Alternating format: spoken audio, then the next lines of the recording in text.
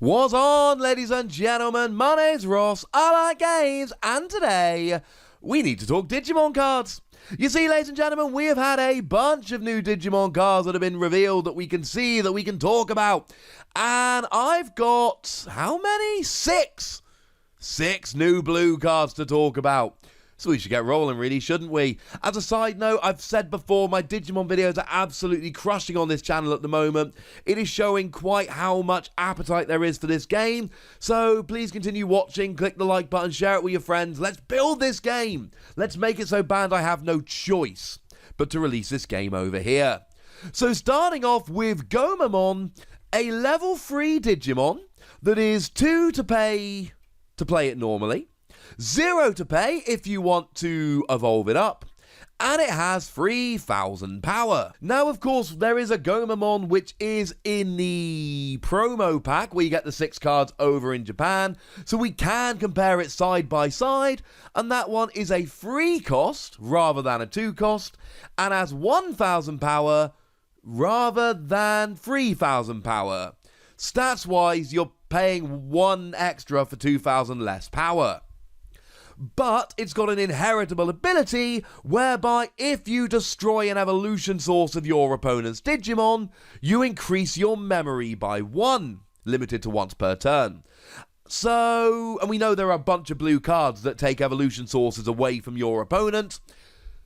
So clearly, if you want to be evolving up, having that inheritable ability, which will count for all Digimon evolved from this in the future, is awesome. If you just want somebody to go down in the early game and do a little bit of damage, this is the one to go for. It's not great to evolve from, but it is pretty great if you just want some early game damage. Speaking of blank cards, or I should say vanilla cards, we've got Ikakomon. If I'm getting any of these pronunciations wrong, please do let me know. A 4 cost to play normally, 2 cost to evolve, 5,000 power level 3 Digimon. Okay. I mean, the good thing is, now we've seen a bunch of cards, we can start to compare them. So, I mean, if we look at it compared to the other 2 blue level 4s, well, one we're going to look at in a minute, but we've already seen Garurumon before, and Garurumon comes in, costs 5 to play normally, 3 to evolve, and has 4,000 power. So what we're looking at here, very simply, is a cheaper version of a more powerful card. But we should be expecting that at this stage. This is a deal with vanilla cards, and we're going to see this for as long as this game carries on, which hopefully will be many, many years. I want to play this game with my kids when they're old enough, and I want to be playing it with English cards. So then it got translated and moved over here, and I want to be able to tell my kids that I helped bring it over here. I don't know if I actually did, but I'm hoping I'm helping. Ikakomon here, I mean, look, it's exactly what I just said about Gomon. It is a very nice card if you want to have a cheap-ish, decent damage card. It's not going to give you any skills. It's not going to help you out in that regard. You know, the Garurumon we just mentioned a second ago has an inheritable skill whereby when you attack, you remove the lowest evolution source from one of your opponent's Digimon. And of course, we've just seen the inheritable skill that lets you gain a memory when you do that. So clearly, if you want to be evolving up and really building up these skills, this is not the one to go for. But there's always a balance to be made. If you keep playing more expensive, weaker characters just for the abilities, then you're going to pay lots of money, and by money I mean memory, to have a weaker Digimon, albeit with some good skills. You're going to need some cheap-ish, hard-ish hitting Digimon, and Ikakomon could be the one. But if you want a level 4 that's got a skill, how about Griezmann? Now, Griezmann is 1 more expensive, 5 to play normally, 2 to evolve, but it's actually got 6,000 power. Oh, so it's actually got 1,000 more power. That's pretty good. And it's got blocker. We need blocker. Blocker is that skill whereby if your opponent's Digimon attacks, you, if you're active, can rest the Digimon to make it the target of that attack. So you basically say to your opponent, no, you don't get to attack who you want to attack. You attack me, gosh darn it. and you make Griezmann resting and then he takes the attack. Can save your security cards. It can save one of your other Digimon from being taken away. Blocking feels like it's going to be very important in this game. You start the game with 5 security cards. Every time a security card is attacked, it gets removed. And when you've got no security cards left and your opponent attacks, they win the game. Now, there is a recovery mechanic that lets you put extra security cards down, but I still think blocker is going to be a very, very important skill.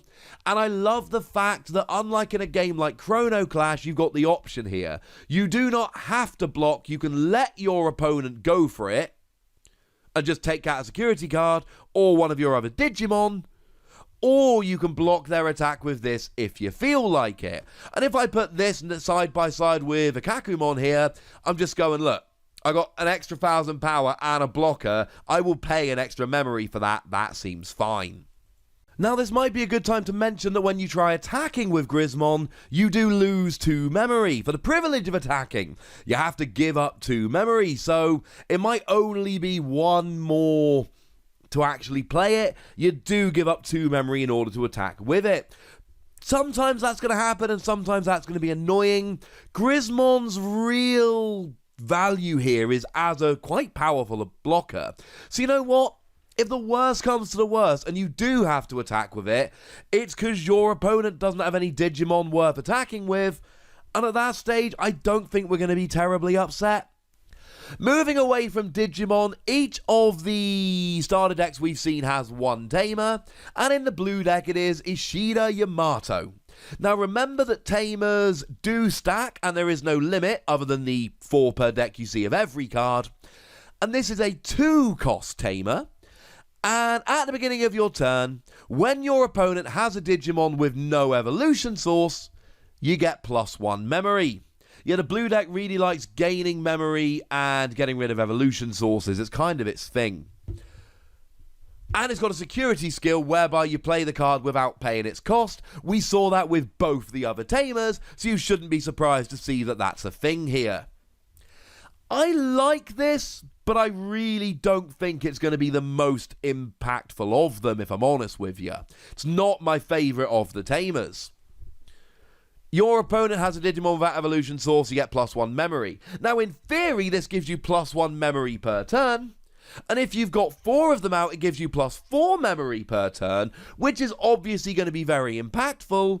But if your opponent has got an evolution deck, and they're evolving all of their Digimon, you get nothing.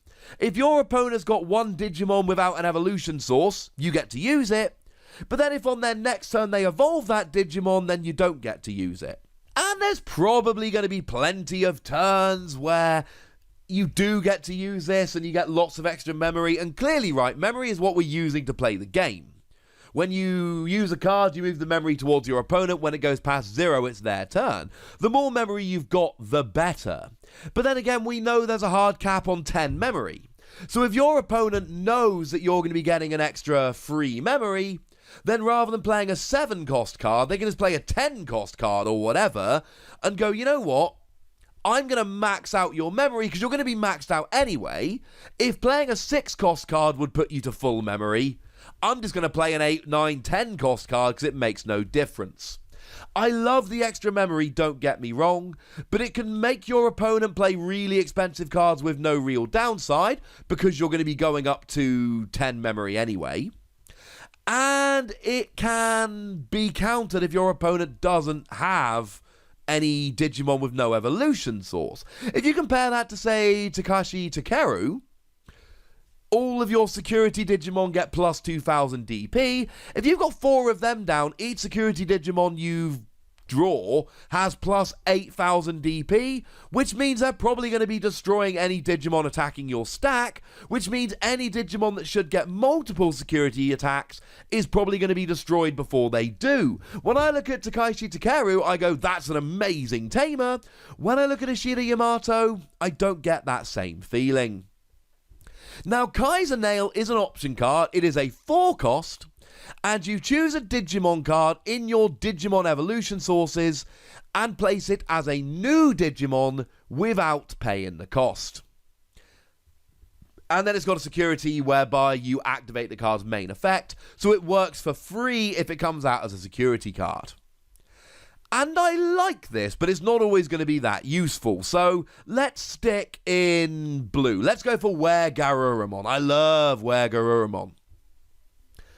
It is a 7,000 power Digimon, and you should be paying 7 to pay it.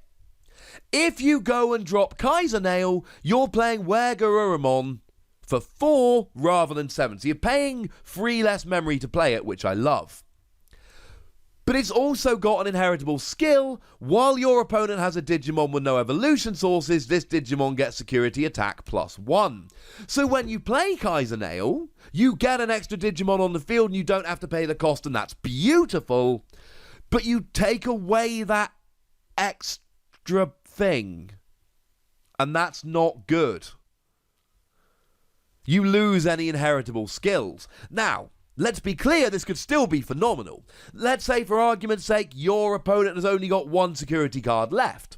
We know that when you remove their security card, you don't win the game, you have to attack. But what if you've only got that 1 Digimon? You don't need security attack +1. You only need to attack their security cards once, and then you're good. But you need another attack. Then what you do is you play Kaiser Nail. You attack with your now weaker main Digimon, but it doesn't really matter. You're just taking out 1 security card. And then you've got Were-Garurumon ready to attack to win the game. There are going to be plenty of times that Kaiser Nail takes away an inheritable skill that you don't want. But there's going to be plenty of other times where Kaiser Nail goes, oh yeah, you know how you were banking that I only had 1 Digimon to attack with? Well, now I've got 2. So instead of taking out 1 of your Digimon like you thought I was going to, I'm actually going to take out 2 and screw up your entire plan. That's where Kaiser Nail comes in. Yes, playing this could be giving up inheritable skills, and that's sad, etc. But playing this could also be giving you an extra attack. And that's really the point here. Now, there is a ruling question here. Do you get to attack with the Digimon the turn you use Kaiser Nail? Because a lot of what I've said kind of depends on that being the case. Because remember, when you play a Digimon normally, you're not allowed to attack with it. You can if you evolve, but not if you play it normally. I am worried that this is not going to work. Now, our translations here are a mixture of the lovely people over on the Facebook group like Jason Snowjacks and also DigimonCard.net. Very good website. So it really is going to depend on whether you can attack this turn. If you can attack on the turn you place, and it does say place, not play on our translation, but again, it is just a translation.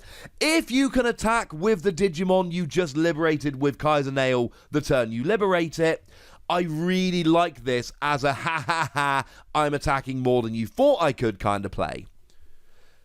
Otherwise, I don't like it anywhere near as much. Although, as a side note, obviously what you can do here is attack with your Digimon to use the inheritable skill like security attack +1, and then play Kaiser Nail after you've already used the inheritable skill this turn. Very important to note. And finally, Cockatrice Breath, I want to say. A 7-cost option card. You return one of your opponent's Digimon to their hand, discarding all of its evolution sources. And it's got a security skill which just activates that effect without having to pay the cost. And this can be huge. I mean, if we have a look at Metal Garurumon, the biggest, baddest Digimon from, the Blue Starter deck, you've got an 11,000 power Digimon, and when you attack, you make it active. The thing is, you're probably going to be trying to evolve up and get lots of inheritable skills. So if you're playing against a blue deck and you get rid of this, you put it in your opponent's hand, they lose all their evolution sources, and sure, they can just play Metal Garurumon straight back down again, but all of a sudden it's a 12 cost, and they've lost any inheritable skills they might have had. Is it worth paying 7 to make your opponent play 12? Sometimes it is. Honestly, this is going to be one of those cards which is far better when your opponent's evolved up than when they haven't. Is it better than Gaia Force, the 8 cost in the red starter deck that just destroys one of your opponent's Digimon? No. I feel pretty clear about that. Yeah, I know Gaia Force costs 1 more memory to play, but you just get rid of one of your opponent's Digimon rather than putting it in their hand and getting rid of any evolution sources. I like Gaia Force a lot more. Cockatrice Breath I'm fine with, but it does seem like a weaker version of it. So there we go, ladies and gentlemen. There we go. There's some new blue cards for you. What I will do, hopefully within the next week or two, we will get nice clear scans of every card in the deck. What I will do, as long as you want me to, and let me know in the comment section if you do, what I will do at that point is just do a run through every card in each of the 3 starter decks. At the moment, we're still in the cards are leaking out bit by bit stage, so we are doing as we can, but I like looking at these cards, and hopefully you guys do too. And now I'd like you to tell me about these cards. Tell me what you think. Tell me what you're excited about. Tell me what your favourite cards among them are. Go nuts. Be nice. And then make sure you like this video, subscribe to this channel, follow me on Twitter at the Wossy. That's where we talk Digimon and a whole bunch of other games. And do please consider checking out patreon.com/PTCG Radio, where you can support the channel, get some bonus podcasts, all that good stuff. But by far the most important thing, as always, look after yourselves till next time, would ya? Thank you very much for watching. My name's Ross, and you've been watching Wossy Plays.